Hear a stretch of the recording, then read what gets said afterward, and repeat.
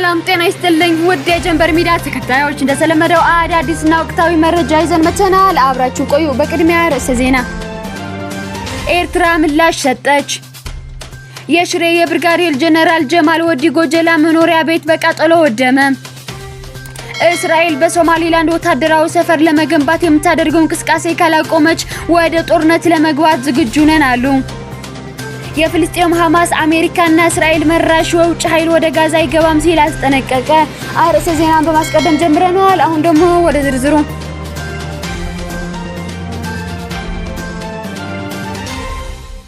የኤርትራ የማስታወቂያ ሚኒስተር የኢትዮጵያ የውጭ ጉዳይ ሚኒስተር ትናንት በኤርትራ ላይ ያቀረበው ክስ መሰረተ ቢስ የፈጠራና አስደናቂ ነው ሲል በጽኑ ተቃወመ።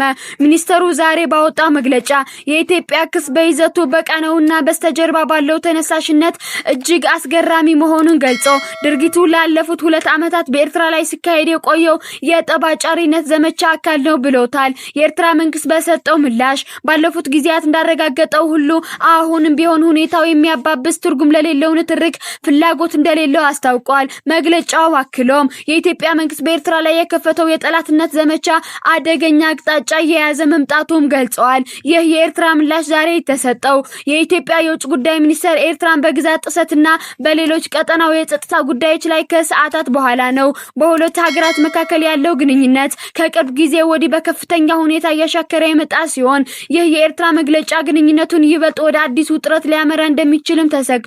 ኤርትራ በበኩሏ በኢትዮጵያ በኩል የሚሰነዘሩ ውንጀላዎች ሁሉ የሀገሪቱን ስለማጥፋት ቀጠናዊ ይበልጥ ግጭት ውስጥ ለመክተት የታለሙ ናቸው ስትል አጣጥላለች።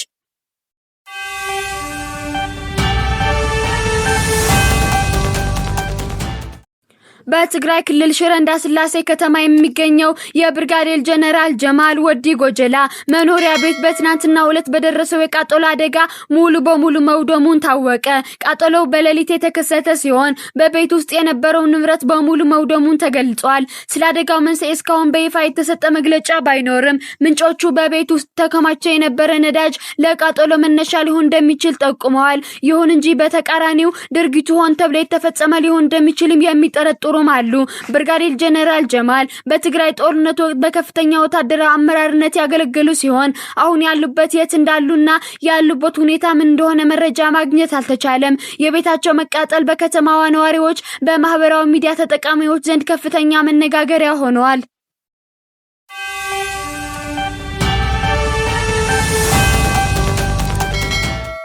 እስራኤል በሶማሊላንድ ወታደራዊ ሰፈር ለመገንባት የምታደርገው እንቅስቃሴ ካላቆመች ወደ ጦርነት ለመግባት ዝግጁ ነን፣ ሉዓላዊነታችን በደማችን እናስከብራለን። ፕሬዝዳንቱ ይህን ማለታቸው ተከትሎ ሶማሊያ የእስራኤል አየር ኃይል በሽምቅ ውጊያ ለመግጠም የወሰነች የመጀመሪያዋ ሀገር ሆናለች በሚል እየተቀለደባት ይገኛል። የሶማሊያ ፕሬዝዳንት ሐሰን ሼክ መሐመድ ከአልጀዚራ ጋር ባደረጉት ቆይታ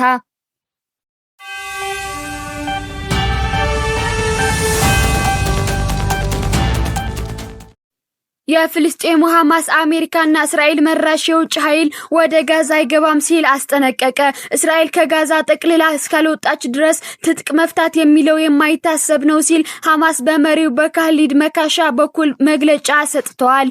በቅርቡ የአሜሪካው ፕሬዝዳንት ዶናልድ ጂ ትራምፕ ጋዛን ይታደጋል በሚል የሰላም ቦርድ ማቋቋማቸው የሚታወስ ሲሆን ሐማስ ግን ቅሬታውን ያቀረበ ይገኛል። ወረራ እስካለ ድረስ ራስን መከላከል የፍልስጤማዊነት ኩራት ነው ሲሉ በዶሃ ኳታር ጋዜጣ መግለጫ ሰጥተዋል። ካሊድ መሻል አክለውም ትጥቃችን ሊያስፈቱን እና እንደ ወንጀለኛ ሊቆጥሩን ለሚሞክሩት የምናስረክበው መሳሪያ የለም ሲሉ የሐማስ ከፍተኛ ባለስልጣን መሻል አስታውቀዋል። የሐማስ ቅሬታ በመካከለኛው ምስራቅ ቀጠና ሌላ ውጥረት እንዳይፈጥር ስጋት መጋረጡን ፖለቲከኞች እየተናገሩ ነው።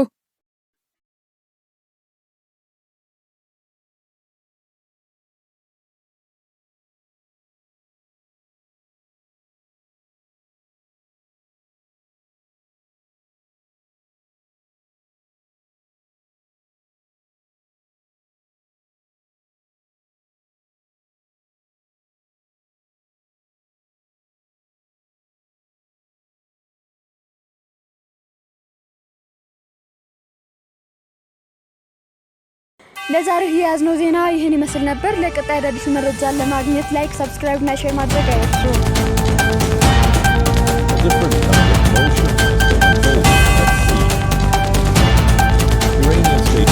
says the U.S. Navy's flagship Fisherman targeted airstrikes could be launched.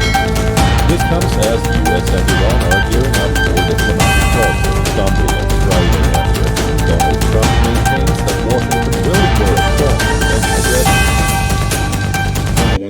We are ready for diplomacy, but they should know that diplomacy with threats, intimidation and pressure is not compatible.